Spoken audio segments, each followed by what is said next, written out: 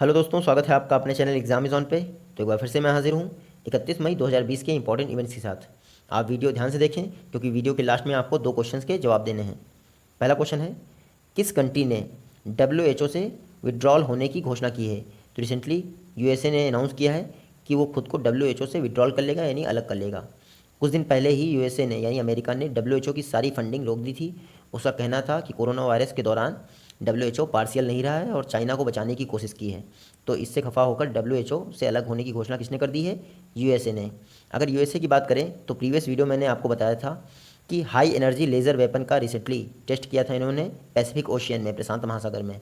उसके अलावा USA ने अपनी सीनेट में एक बिल पास किया था जिसमें सारी चाइनीज़ कंपनी को अमेरिकन स्टॉक एक्सचेंज से डीलिस्ट कर दिया गया था। तो ये प्रीवियस वीडियो में हम कवर कर चुके हैं।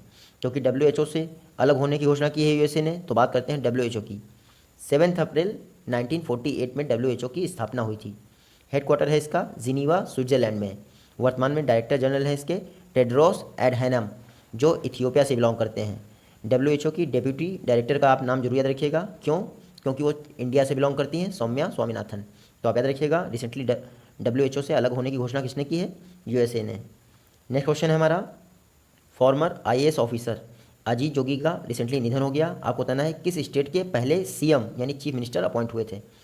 तो आपके अजीत जोगी जी छत्तीसगढ़ के फर्स्ट CM बने थे, आप याद रखिएगा। देखिए, छत्तीसगढ़ MP से अलग होकर 2000 में एक नए राज्य के रूप में गठित हुआ था। उस दौरान छत्तीसगढ़ के पहले चीफ मिनिस्टर नियुक्त हुए थे आपके अजीत जोगी जी, आप याद रखिएगा। 1985 में कांग्रेस ज्वाइन करने से पहले ये IAS ऑफिसर थे और IAS ऑफिसर बनने से पहले ये एक IPS ऑफिसर थे। तो आप देख सकते हैं कितना टैलेंटेड पर्सन थे हमारे अजीत जोगी जी। तो आप याद रखिएगा, रिसेंटली इनका निधन हो गया। ये छत्तीसगढ़ के पहले चीफ मिनिस्टर थे। हार्ट अटैक से इनका निधन हो गया। बात करते हैं अगर छत्तीसगढ़ की, तो रिसेंटली छत्तीसगढ़ ने राजीव गांधी किसान न्याय योजना स्टार्ट की है। सी घाट नामक एक मोबाइल ऐप भी छत्तीसगढ़ ने लॉन्च किया था जिसके द्वारा ये इसेंशियल कमोडिटीज़ की होम डिलीवरी करवा रहा था। छत्तीसगढ़ के CM कौन है? तो भूपेश बघेल जी छत्तीसगढ़ के CM हैं। अनुसुईया उइके यहाँ की गवर्नर हैं। इसके अलावा आप एक बात जरूर याद रखेंगे, छत्तीसगढ़ में एक फेमस वाटरफॉल है, उसका नाम है चित्रकूट वाटरफॉल, जो इंद्रावती रिवर पर स्थित है। तो आप याद रखिएगा, रिसेंटली अजीत जोगी जी का निधन हो गया, जो छत्तीसगढ़ के फर्स्ट चीफ मिनिस्टर बने थे। नेक्स्ट क्वेश्चन है हमारा, 36 नेशनल गेम रिसेंटली अनिश्चित काल के लिए पोस्टपोन कर दिए गए। आपको बताना है ये कहाँ ऑर्गेनाइज होने थे। तो 36 नेशनल गेम गोवा में ऑर्गेनाइज होते थे। अब कोरोना वायरस की वजह से इनको अनिश्चित काल के लिए पोस्टपोन कर दिया गया है। इससे पहले आपके 35 नेशनल गेम कहाँ हुए थे? तो केरल में हुए थे 35 नेशनल गेम। देखिए, गोवा में अक्टूबर 2020 के दौरान ये नेशनल गेम ऑर्गेनाइज होने थे, लेकिन कोरोना वायरस की कंडीशन गोवा में ख़राब है, इसलिए डिसीजन लिया गया है कि अब नेशनल गेम पोस्टपोन कर दिए जाएंगे। हालांकि ये 2019 में होने थे, तब से ही ये पोस्टपोन होते होते डिसाइड किया गया था कि 2020 में होंगे। अब ये फिर से पोस्टपोन हो गए हैं और अब अनिश्चितकाल के लिए पोस्टपोन हो गए हैं। फर्स्ट नेशनल गेम कब हुए थे? 1924 में फर्स्ट नेशनल गेम हुए थे। कहाँ पर? लाहौर में। लेकिन अगर बात करें करंट फॉर्मेट में फर्स्ट नेशनल गेम कब हुए थे, तो 1985 में करंट फॉर्मेट में फर्स्ट नेशनल गेम हुए थे न्यू दिल्ली में। तब से लेकर आज तक 4 वर्ष के अंतर पे ये नेशनल गेम ऑर्गेनाइज हो रहे हैं। 36 नेशनल गेम गोवा में होना था। इसके बाद जो आपका 37 नेशनल गेम होना है वो आप याद रखिएगा 2021 में डिसाइड किया गया था कि छत्तीसगढ़ में होगा। अब कुछ भी डिसाइड नहीं है, आप याद रखेंगे। गोवा ने रिसेंटली 30 मई को अपना स्थापना दिवस मनाया है। तो आप याद रखेंगे क्योंकि 1987 को गोवा को UT यूनियन टेरिटरी से स्टेटहुड का दर्जा प्राप्त हो गया था, इसलिए 30 मई को इसने अपना स्थापना दिवस मनाया है। नेक्स्ट क्वेश्चन देखते हैं, फिनेंशियल ईयर 2019-20 के अंतर्गत इंडिया की एस्टिमेटेड GDP ग्रोथ रेट क्या रही है। तो रिसेंटली रिपोर्ट आ गई है, NSO नेशनल स्टैटिस्टिकल ऑफिस ने रिपोर्ट जारी कर दी है। उसने बताया है कि फिनेंशियल ईयर 2019-20 के अंतर्गत इंडिया की GDP ग्रोथ रेट एवरेज 4.2% रही है। जो आपका लास्ट क्वार्टर गया है जनवरी टू मार्च 2020, ये इसमें इंडिया की ग्रोथ रेट कितनी रही है? तो आप यहाँ देख लीजिए, जनवरी टू मार्च इंडिया की ग्रोथ रेट रही है लास्ट क्वार्टर में 3.1%। तो आप देख सकते हैं इंडिया की GDP ग्रोथ रेट क्या रही है। कोरोना वायरस के कारण ये GDP growth rate last quarter में 3.1% हो गई। देखिए, ऐसा कहा जा रहा है कि पिछले 11 वर्षों में 11 ईयर्स में सबसे कम GDP ग्रोथ रेट देखने को मिली है। बात करें अगर GDP की, यानी ग्रॉस डोमेस्टिक प्रोडक्ट, इसके आंकड़े कौन जारी करता है? तो नेशनल स्टैटिकल ऑफिस NSO जारी करता है, जो ministry of statics and programme implementation के अंतर्गत कार्य करता है। कुछ समय पहले ही हमारी गवर्नमेंट ने डिसाइड किया है कि CSO सेंट्रल स्टैटिस्टिकल ऑफिस और NSSO यानी नेशनल सैंपल सर्वे ऑफिस को वो NSO में मर्ज कर देंगी। तो आप याद रखिएगा, रिसेंटली GDP के आंकड़े जारी किए हैं NSO ने, उसमें कहा गया है कि लास्ट फाइनेंशियल ईयर में इंडिया की GDP ग्रोथ रेट 4.2% रही है और जो प्रीवियस क्वार्टर बीता है उसके दौरान इंडिया की GDP ग्रोथ रेट 3.1% रही है। नेक्स्ट क्वेश्चन देखते हैं, रिसेंटली किस कंट्री के फॉर्मर PM को उनकी खुद की ही पॉलिटिकल पार्टी से निष्कासित कर दिया गया है? तो रिसेंटली मलेशिया के former prime minister Mahathir Mohamad को उनकी खुद की ही पार्टी जिसका नाम बरसातू था उससे निष्कासित कर दिया गया है। देखिए, जब ये प्राइम मिनिस्टर थे मलेशिया के यानी महातिर मोहम्मद जी, उस दौरान मलेशिया और इंडिया के रिलेशन बहुत ख़राब हो गए थे। यहाँ तक कि इंडिया ने मलेशिया से पाम ऑयल का इंपोर्ट बंद कर दिया था और उसके बाद ये बांग्लादेश और नेपाल के रास्ते इंडिया में पाम ऑयल भेजने लगा था। तो इंडिया ने बांग्लादेश और नेपाल से भी पाम ऑयल का इंपोर्ट बंद कर दिया था। तो आप याद रखिएगा, महातिर मोहम्मद को उनकी खुद की ही पार्टी से निकाल दिया गया है। इनकी पार्टी का नाम बरसातू था और ये मलेशिया के फॉर्मर प्राइम मिनिस्टर थे। बता दूं, ये वर्ल्ड के ओल्डेस्ट सर्विंग प्राइम मिनिस्टर बने थे। 94 ईयर की एज में भी ये प्राइम मिनिस्टर थे। बात करते हैं अगर मलेशिया की, तो कैपिटल है कुआलालंपुर और यहाँ की करेंसी क्या है? मलेशियन रिंजेट। और वर्तमान में प्राइम मिनिस्टर कौन है मलेशिया के?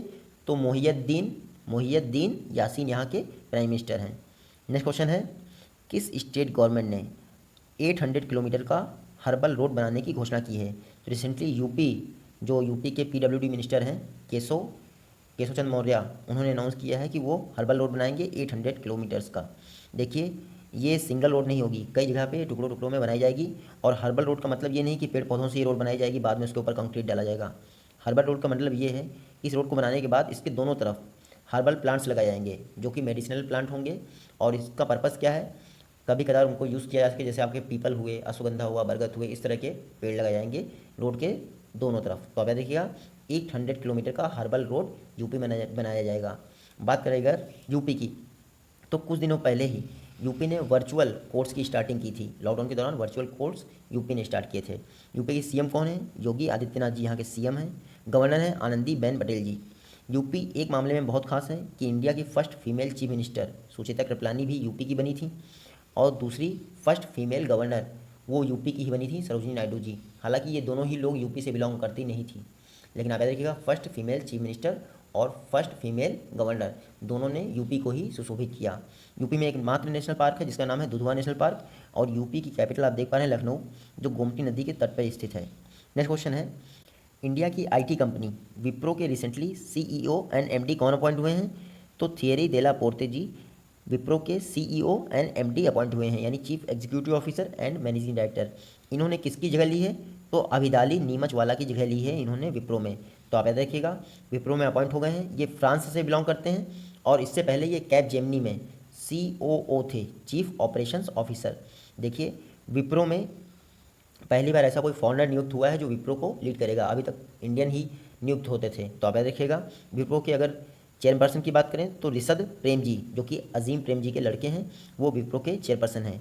विप्रो का हेडक्वार्टर बेंगलुरु में है, आप इतना याद रखिएगा। कुछ दिन पहले ही इन्फोसिस ने भी कैप जेमिनी का ही बंदा अपॉइंट किया था अपने चीफ हेड के पद के लिए। तो अब विप्रो इंडिया की दूसरी कंपनी हो गई है जहाँ पर चीफ हेड की पोस्ट पर कोई कैप जेमिनी का बंदा अपॉइंट है। नेक्स्ट क्वेश्चन देखते हैं, JP मॉर्गन ने recently south and south east Asia region के लिए किसको चेयरपर्सन अपॉइंट किया है? तो रिसेंटली JP मॉर्गन सेस, देखिए इसका पूरा नाम JP मॉर्गन सेस है, अमेरिका की इन्वेस्टमेंट फर्म है। आप देखिएगा, recently south and south east Asia region के लिए लियो पुरी को इसने चेयरपर्सन अपॉइंट किया है।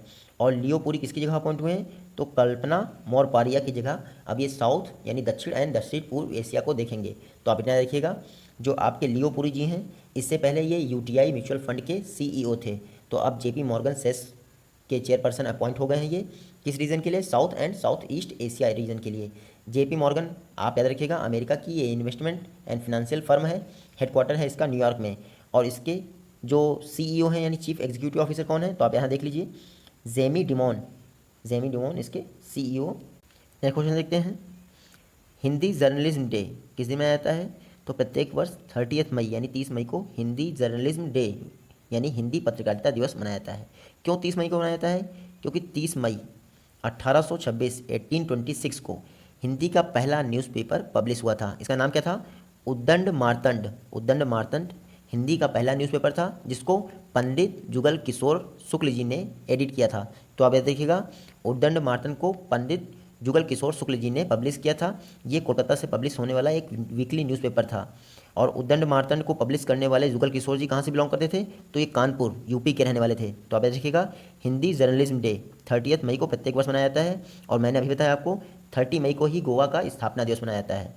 29 मई की बात करें तो मैंने आपको बताया था international day of UN peace keepers 29 मई को मनाया गया। उसी दिन आपकी सुमन गवानी को यूएन जेंडर गोल्डन अवार्ड दिया गया, मैंने आपको बताया ही था। और इसके अलावा 29 मई को 2 और डे थे, वो इतने इंपॉर्टेंट नहीं थे, लेकिन मैं आपको बता देता हूँ। 29 मई को आपका माउंट एवरेस्ट डे था, और दूसरा था वर्ल्ड डाइजेस्टिव हेल्थ डे, ये भी आपके 29 मई को थे। नेक्स्ट क्वेश्चन देखते हैं, इनमें से कौन सेफ होम कैंपेन का हिस्सा नहीं है। तो आप देखिएगा, डोमेस्टिक वायलेंस पर recently safe home campaign launch किया गया था, आपको बताना है कौन उसका हिस्सा नहीं बना। तो world bank safe home campaign का हिस्सा नहीं है, इसका हिस्सा है यूरोपियन कमीशन, फीफा और WHO। Safe home campaign run क्यों किया जा रहा है, तो डोमेस्टिक वायलेंस पर लोगों को अवेयर करने के लिए सेफ होम कैंपेन रन किया जा रहा है। आज भी ऑल ओवर वर्ल्ड में लॉकडाउन के दौरान भी लगभग 33% यानी 1/3 महिलाएं डोमेस्टिक वायलेंस से पीड़ित हैं। तो इसके विषय में लोगों को अवेयर करने के लिए सेफ होम कैंपेन रन किया जा रहा है फीफा, WHO और यूरोपियन कमीशन द्वारा। WHO के विषय में मैं आपको बता चुका हूँ। अब बात करते हैं फीफा की, यानी federation of international football association. तो federation of international football association 1904 में इसकी स्थापना हुई थी। आपको याद होगा 1905 में इंडिया में क्या हुआ था, बंगाल विभाजन हुआ था लॉर्ड कर्जन के टाइम पे। फीफा के हेडक्वार्टर की बात करें तो ज्यूरिख स्विट्ज़रलैंड में इसका हेडक्वार्टर है, और इसके प्रेसिडेंट आप याद रखिएगा गियानी इन्फेंटिनो इसके प्रेसिडेंट हैं। फीफा का मोटो कभी कभी पूछ लेते हैं, तो आप नोट कर लीजिएगा, for the game for the world, ये है फीफा का मोटो। तो फीफा ने यूरोपियन कमीशन और WHO के साथ मिलकर डोमेस्टिक वायलेंस पर सेफ होम कैंपेन लॉन्च किया था।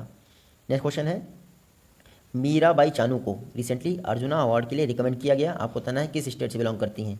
तो मीराबाई चानू मणिपुर से बिलोंग करती हैं, ये फेमस वेट लिफ्टर हैं। आप देखिएगा, देखिए इससे पहले ही ये राजीव गांधी खेल रत्न पुरस्कार पा चुकी हैं 2018 में, और पद्मश्री से भी नवाजा जा चुका है। मैं बता दूं, अर्जुन अवार्ड के लिए इनको रिकमेंड कर दिया गया है। अर्जुन अवार्ड में 5 लाख का कैश प्राइज़ दिया जाता है। 1961 से अर्जुन अवार्ड दिया जा रहा है। कभी आपसे एग्जाम में ये भी पूछ सकते हैं क्यों दिया जाता है अर्जुन अवार्ड। देखिए, पिछले 4 वर्षों में डोमेस्टिक और इंटरनेशनल लेवल पर खेल की बेहतरीन परफॉर्मेंस के लिए किसी भी प्लेयर को दिया जाता है अर्जुन अवार्ड, तो आप इतना याद रखेंगे। नेक्स्ट क्वेश्चन देखते हैं, और क्योंकि ये मीराबाई चानू जो है आपकी मणिपुर से बिलोंग करती हैं, तो हमेशा याद रखिएगा वर्ल्ड का एकमात्र फ्लोटिंग नेशनल पार्क यानी केबुल लामझाओ नेशनल पार्क वो मणिपुर में स्थित है। कहाँ पर, लोकटक लेक में। नेक्स्ट क्वेश्चन है हमारा, किस स्टेट गवर्नमेंट ने एम्प्लॉयमेंट प्रोवाइड करने के लिए रोजगार सेतु स्कीम लॉन्च की है। तो रिसेंटली MP ने रोजगार सेतु स्कीम लॉन्च की है, जो इसके स्किल्ड वर्कर्स हैं उनको रोजगार प्रदान करने के लिए। इसके अंतर्गत पंचायत लेवल पर ही लोगों को रोजगार प्रोवाइड किया जाएगा, ताकि उनको अपने गाँवों से बाहर न जाना पड़े। कुछ दिन पहले ही मैंने आपको बताया था कि MP में ही दीदी व्हीकल्स स्कीम लॉन्च की गई थी। दीदी व्हीकल सर्विस थी, ये किसके द्वारा स्टार्ट की गई थी, तो झाबुआ डिस्ट्रिक्ट में ट्राइबल वुमेंस ने प्रेग्नेंट वुमेन को फ्री व्हीकल सर्विस प्रोवाइड करने के लिए दीदी व्हीकल सर्विस लॉन्च की थी। इसके अलावा इंदौर में चरण पादुका कैंपेन स्टार्ट किया था, किसने, MP पुलिस ने, तो आप ये भी याद रखेंगे। बात करें अगर MP की, तो CM कौन है, शिवराज सिंह। गवर्नर हैं MP के लालजी टंडन जी। इसके अलावा आप याद रखेंगे MP में नौरादेही वाइल्ड लाइफ सेंचुरी बहुत फेमस है, क्योंकि नामीबिया से 2 चीते लाए जा रहे हैं, उनको नौरादेही वाइल्ड लाइफ सेंचुरी में ही री इंट्रोड्यूस किया जाएगा। नेक्स्ट क्वेश्चन देखते हैं, आपको बताना है सेम सेक्स मैरिज को लीगलाइज करने वाला यूनाइटेड नेशन का 28 मेंबर्स नेशन कौन बना है। तो यूनाइटेड नेशन का 28वां देश बन गया है जिसने सेम सेक्स मैरिज को लीगलाइज कर दिया है, उसका नाम है कोस्टारिका। देखिए कोस्टारिका आप यहाँ मैप में देख लीजिए, ये सेंट्रल अमेरिका की एक कंट्री है। तो इस तरह से आप देख सकते हैं कि साउथ अमेरिका में 6वां और यूनाइटेड नेशन में 28th कंट्री बन गई है कोस्टारिका, जिसने सेम सेक्स मैरिज को अप्रूव कर दिया है। अगर आपसे पूछें वर्ल्ड की पहली कंट्री कौन सी थी जिसने सेम सेक्स मैरिज यानी समलैंगिक विवाह को मान्यता दी थी, तो नीदरलैंड वर्ल्ड की पहली कंट्री थी जिसने समलैंगिक विवाह को मान्यता दी थी। तो आप इतना याद रखेंगे। बात करते हैं कोस्टारिका की, तो कोस्टारिका की कैपिटल क्या है, सैन जोस है कोस्टारिका की कैपिटल। करेंसी यहाँ की है कोस्टारिकन कॉलन, और जो प्रेसिडेंट हैं यहाँ पे देखिएगा कार्लोस अल्वराडो यहाँ के प्रेसिडेंट हैं। तो आप देखिएगा सेम सेक्स मैरिज को कोस्टारिका ने रिसेंटली मान्यता दे दी है, और ये 28th कंट्री बन गई है वर्ल्ड में। फर्स्ट कंट्री थी नीदरलैंड। नेक्स्ट क्वेश्चन है, फेमस लिरिसिस्ट योगेश गौर जी का निधन हो गया, आपको बताना है किस स्टेट से बिलोंग करते थे। तो योगेश गौर जी यूपी के लखनऊ से बिलोंग करते थे। आप याद रखिएगा 1943 में लखनऊ में इनका जन्म हुआ था, और ये फेमस राइटर थे। इन्होंने एक सॉन्ग लिखा था, आपको याद ही होगा, कहीं दूर जब दिन ढल जाए, इसको इन्होंने ही लिखा था। रिसेंटली योगेश गौर जी का निधन हो गया, आप याद रखिएगा। नेक्स्ट क्वेश्चन देखते हैं, SAI sports authority of India के डायरेक्टर जनरल कौन हैं? तो संदीप प्रधान जी स्पोर्ट्स अथॉरिटी ऑफ इंडिया के डायरेक्टर जनरल हैं। Recently cabinet committee on appointment, जिसके अध्यक्ष प्राइम मिनिस्टर होते हैं, उसने इनका कार्यकाल 2 वर्ष के लिए एक्सटेंड कर दिया है। तो अब याद रखेंगे, इनका टेन्योर जो है 2 वर्ष के लिए बढ़ा दिया गया है। अब और 2 वर्ष तक संदीप प्रधान जी स्पोर्ट अथॉरिटी ऑफ इंडिया के डायरेक्टर जनरल बने रहेंगे। कुछ दिन पहले ही मैंने आपको बताया था कि स्पोर्ट अथॉरिटी ऑफ इंडिया ने खेलो इंडिया यूथ एथलीट्स को 30,000 प्रत्येक एथलीट को पॉकेट अलाउंस के तौर पे दिया था। तो आप ये भी याद रखेंगे। बात करें अगर स्पोर्ट अथॉरिटी ऑफ इंडिया की, तो 1984 में इसकी स्थापना हुई थी, जबकि इसका हेडक्वार्टर कहाँ है? न्यू दिल्ली में है।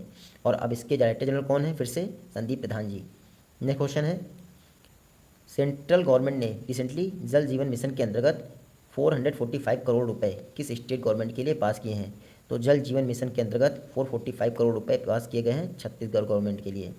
तो आप याद रखिएगा, छत्तीसगढ़ गवर्नमेंट का टारगेट है कि 2023-24 तक सभी घरों में पाइप्ड ड्रिंकिंग वाटर प्रोवाइड करना, यानी 100% टैप ड्रिंकिंग वाटर प्रोवाइड किया जाएगा, यानी टोटी से पानी आएगा। जल जीवन मिशन की बात करें तो देखिए, गवर्नमेंट ऑफ इंडिया ने लॉन्च किया था कि 2024 तक सभी घरों में पाइप्ड ड्रिंकिंग वाटर प्रोवाइड करना है। इसके लिए जो जल जीवन मिशन था, इसके लिए आपका 3,60,000 करोड़ का बजट भी सैंक्शन किया गया था 5 वर्षों के लिए।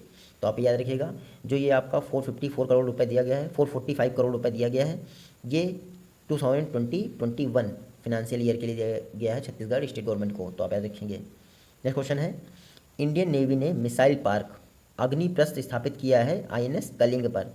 आपको बताना है INS कलिंग किस स्टेट में स्थापित है?